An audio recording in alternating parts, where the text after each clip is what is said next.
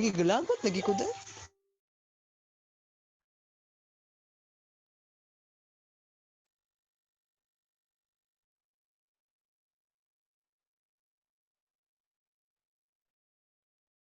Ilay. Sige, so good afternoon, everyone. We hope that everyone has learned from the previous reports of Group 5. So now, to set the um, tune sa mga discussions of Group 6, we have here 10 rumbled words that we want everyone to participate or to raise their hands, and then after you can answer or unmute yourselves. So the goal for this activity or for our discussions of group 6 is everyone can participate. By the way, am I audible and the presentation is clear? Okay, thank you, Jenny, Jersa, and Cherise. Sige, so to proceed, since we are done with the prayer, so let's start first with the first word, and then anyone can raise their hand. If we address their name, they can answer directly. Okay, so the first word is kini. Sige, Lord, can you please answer kung unsa ni? Insurance. Insurance. Sige, we'll check if insurance. Thank you. Now, next is Adele. Sorry. Sige, next kay whoever wants to answer ang kini ang asunod dai. Lisod ba siya? Or kaya ra? Sige, we'll help you. We'll see pod kay. I'm not sure if unsang answer ani. Sige. It's protection. The next one here is kini.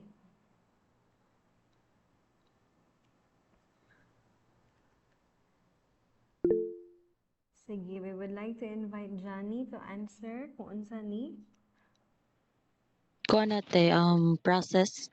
process. Thank you, Johnny. Sakto, process. Next, the fourth word is kini. Sige, Cherilyn. Unsa kini, Cherilyn? Company. Company. Thank you. Sakto. The next word, the fifth word, kay kini. Sige, Sam.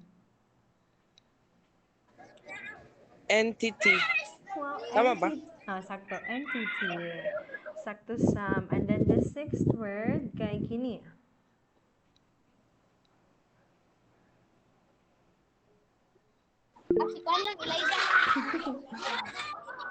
Sige, aside kay Sam, Terms. napakaganahan. Sige, sige. Terms. Terms. Thank you. Term. And then the eighth word, kay kini.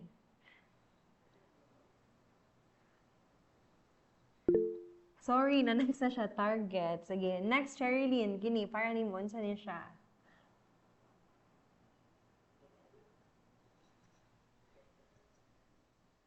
Sige, we'll help you kung unsa ni. The next is audience. And then the last word, kay kini.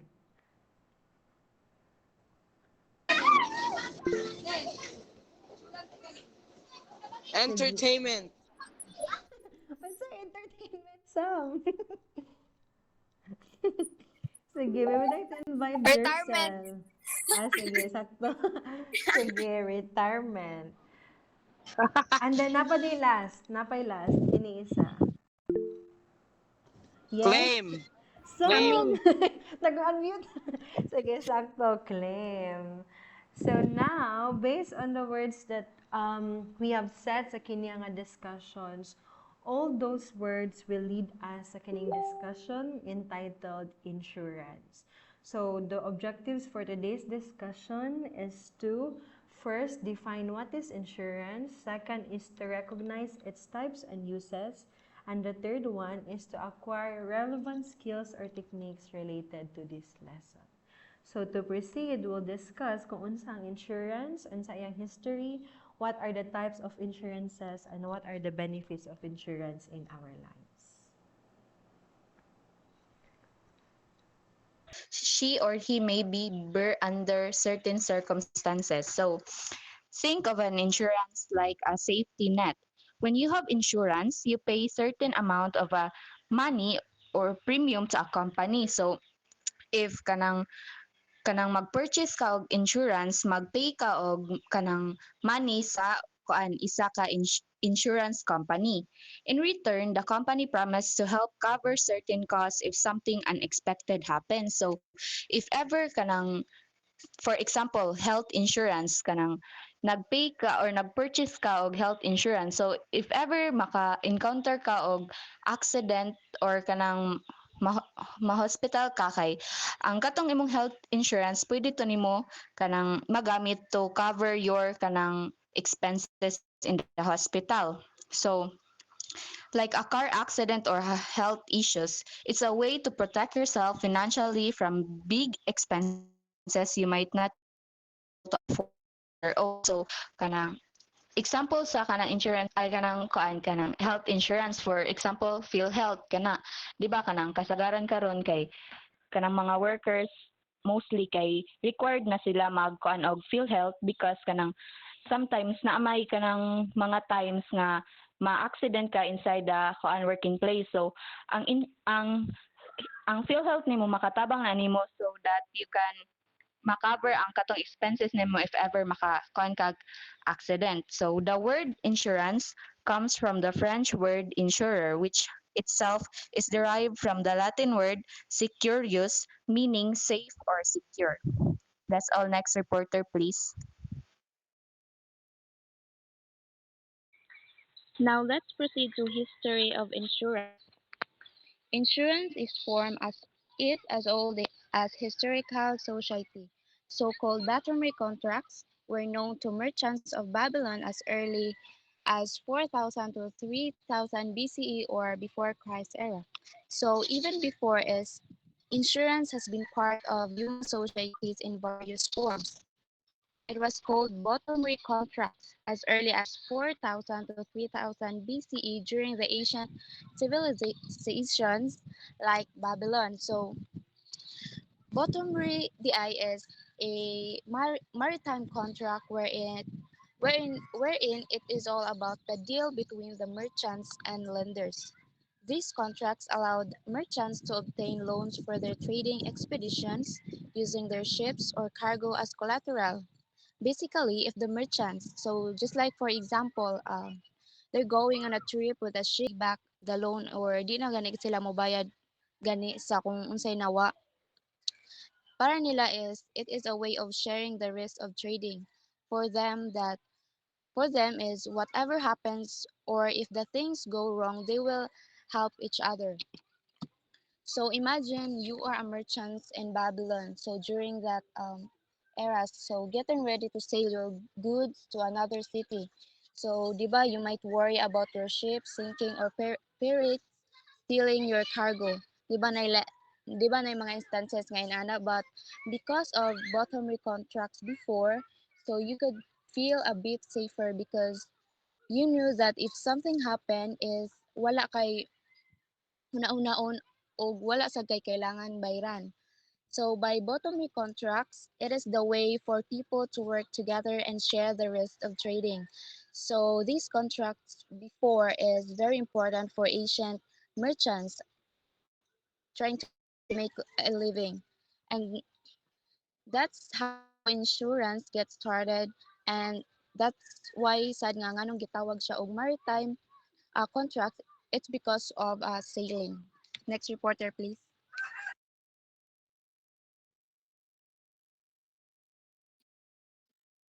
Hello. So there are many types of insurance. So let me state it one by one. So first is the life insurance. So life insurance provides for your family or some other named bef- uh, beneficiaries on your death. Two general types are available. Term insurance provides coverage only during the term of the policy and pays off only on the insured death. Whole life insurance provides savings as well as insurance, and it can let the insured collect before the death. So, like if you are a breadwinners in your family and if you die, your family will still be financially secured. So kung mamatay ka, naaragapon sila, financially secured, gagihapon sila. So next is the health insurance. So health insurance is covers the cost of hospitalizations, visit to doctor's office, and prescription medicine. So, kung example, na kay mga emergencies or kanang madto ka sa hospital, kanang makaget kag treatment without worrying about the payment of cost out of your pocket. So, coverage ni siya. So, ang example ani is the PhilHealth. So next is the disability insurance. So disability insurance policies pays a certain percentage of an employee wages or fixed sum weekly or monthly if the employee becomes unable to work through illness or an accident. So it provides income replacement sa katong individual na dili sila maka-work due to disability o sa injury. So it can help them to maintain their standard of living gihapon despite of being unable to earn an income from employment. So next is the homeowners insurance.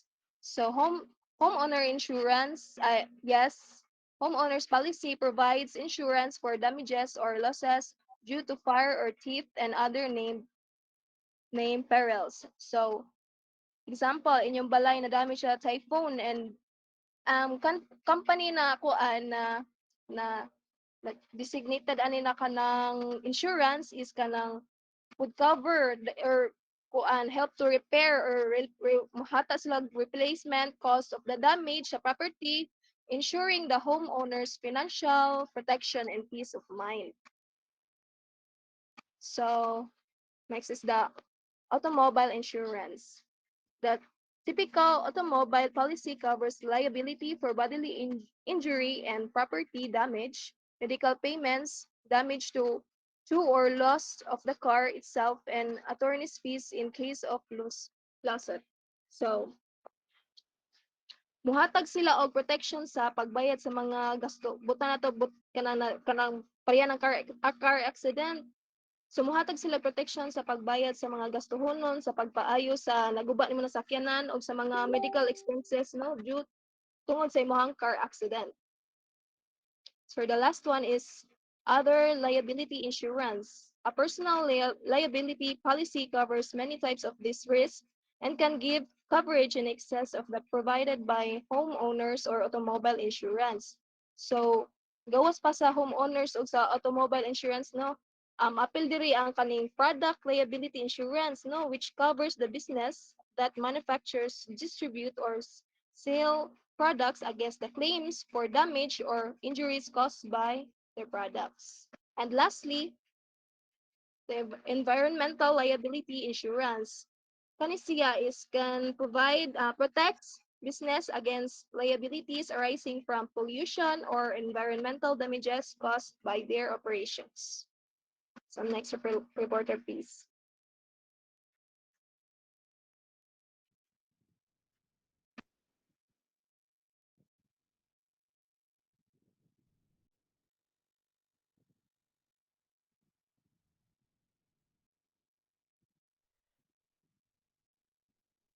Sige, so now let us proceed sa functions of insurance.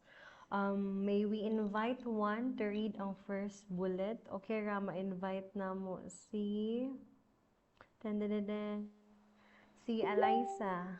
May batulan. Okay, ra, mabasa nimo ang first nga bullet point? Okay ra ate. Sige, thank you. So they provide certainty to the insured. Sige, thank you, Eliza. So, based sa mga reporters kaganiha, there are times in our life na naadyo tayong mga unexpected na mga tragedies or mga experiences. But when we are insured, isa sa ato ang ma-feel kay dili ta maka-feel ng uncertainty. Buot pasabot, we are assured that everything will be well if naay mahitabo na mga accidents or unsa sa ato. So, that's one of the functions of insurances. Now, we'll proceed to the second bullet. Okay, Rama, invite si Angel Eve Henabe to read it.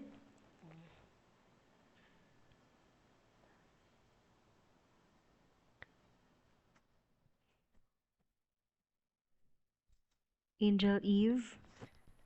Sige. Or si Angel Rose Santa Rita.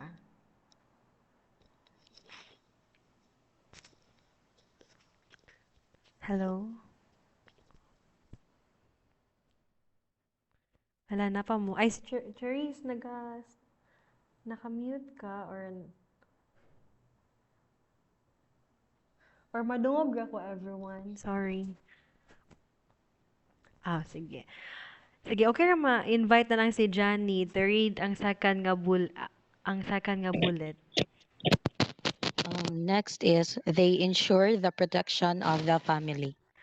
Thank you, Johnny. So, kaganiha po na ingon kaganiha ni Marijo na if ikaw ang gina-expect sa family ninyo to provide sa ilang mga needs, isa sa function sa insurance is to do your role as provider sa imong family, especially if nay nahitabo na accident sa inyo, sa imuha, or sa kanang specific na individual.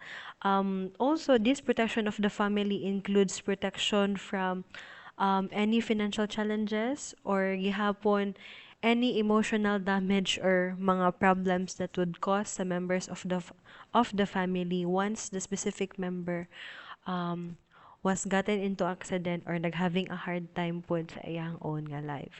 Now we'll proceed to the third one. Okay ra si Therese ang magbasa sa third nga bullet? Yes. Sige, thank you, Therese. They are risk sharing policies. Thank you. So, isa daw sa functions of insurances is to naa sila yung mga policies na that would allow us na maging protected kita from any risk or gihapon we are this insurances promotes us protection from any challenges or any accidents na mahitabo sa atua. Now, we'll go faster siguro sa uban ng mga bullet points. I'll be the one to read it. So, fourth one, insurances prevents the damages that can come from loss. So, isa sa example, kaganihan ni Marijo, ka if naisunog or naay mga earthquakes, so, isa sa liable, liable specifically, to ensure nga wala ang mga damages or ma-solve ang kanat na mga damages. And then also, it provides capital. There are times nga I've heard from my uncles and my mga businessman, they would often get scared if na sila dako kaayo na utang. But then, isa sa ilang pernaminti nga duulan to solve ang kanang mga utang nga naa sila is to go to insurance na mga companies because those insurance companies would lend them money or will give them capital to start over again or to solve katong challenges nga naa sila. And the second to the last bullet is it's known for improving efficiency. So, dili lang po the effectivity ang role sa insurance, but for us to be efficient in all ways. And then lastly, it helps us in boosting the economy. So, especially diri sa Philippines, we all know that the Philippines is developing pa siya na country. So, na mga challenges sa finances, especially po nga daghan pa kay tag-utang sa uban pa ng mga countries. But through insurances, this will boost our economy para mas malesen pa ang mga challenges, especially if mamatay ang usa ka tawo, napalitay dako nga bayaran, kung ma-hospitalize ang usa ka tawo, mga anak ang isa ka mama. So this will help us gihapon na malasan ang mga challenges sa specific country nga naa kita. So we'll proceed to the importance and benefits of insurance. So, nadungog na guys. Yes, Jollibee. So the importance and benefits of insurance. First, the insured family is protected with the help of insurance at the time something unexpected happens. Their family doesn't have to worry about the monetary aspects of finances in this case. For example, if the insured person passes away, life insurance can provide a death benefit to the family, helping them cover funeral expenses, out- outstanding debts, and ongoing living expenses. This ensures that the family does not have to worry about the financial burden during an already, already difficult time. Then the second bullet is we all know that ibalik te. We all know that unexpected events can occur at any time and are part of life. In case of any injury, illness, or death, finances are the last thing that they need to worry about. This way, their emotional stress is also reduced to an extent. So, no, unexpected events can happen to anyone at any time, right? So, it is important for individuals to have financial security in case of injury, illness, or death. Because by having this security, they can focus on their well-being and reduce emotional stress. Next slide, please. So the third bullet is insurance is a great financial security to an individual's family. An insurance policy gives the family the coverage needed as well as the coverage to move on. And the fourth is insurance is peace of mind for the insured in case of thief or medical emergency. This way, they would not have to go and arrange money or go into a panic mode.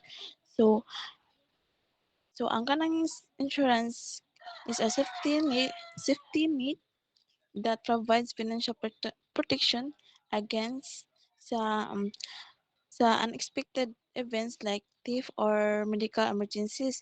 So it also gives the insured peace of mind knowing they won't have to worry for funds or panic in these situations. And lastly is the funds which are provided by the insurance company are well enough for managing the school fees of the insured children. It also takes care of their standard of living. Um, ang kanang insurance is not a policy na provide funds for education expenses. For example, this is kanang scholarship insurance which kanang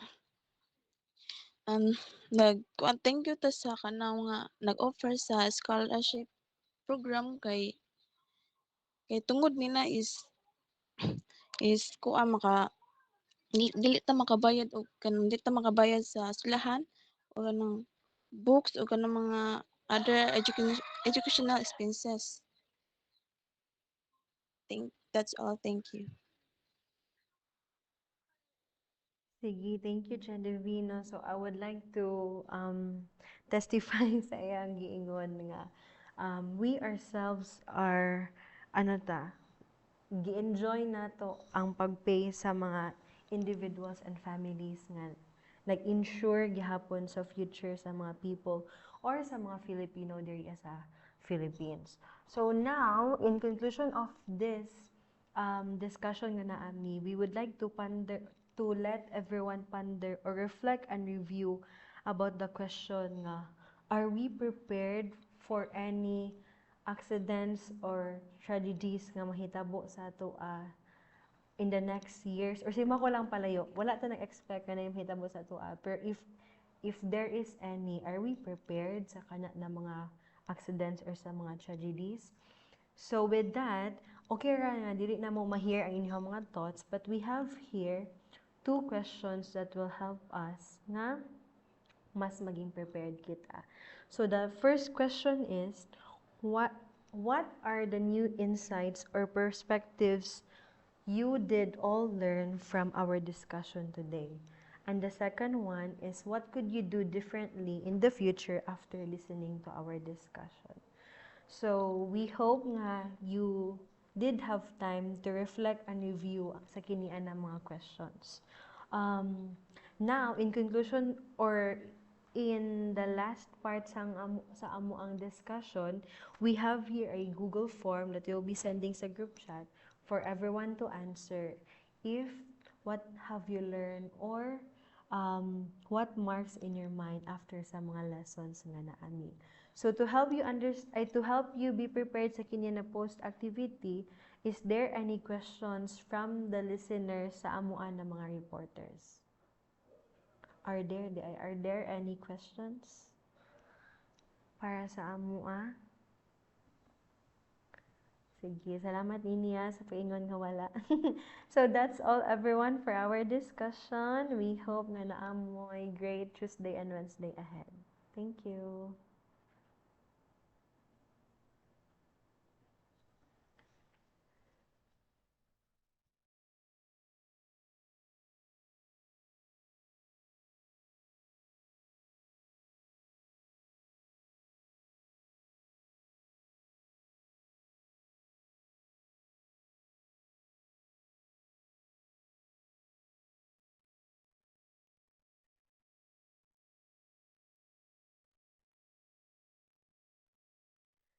So, Lynn, human nami, na-stop na po na mo recording. I-send na lang namo sa group chat ang amo ang assessment.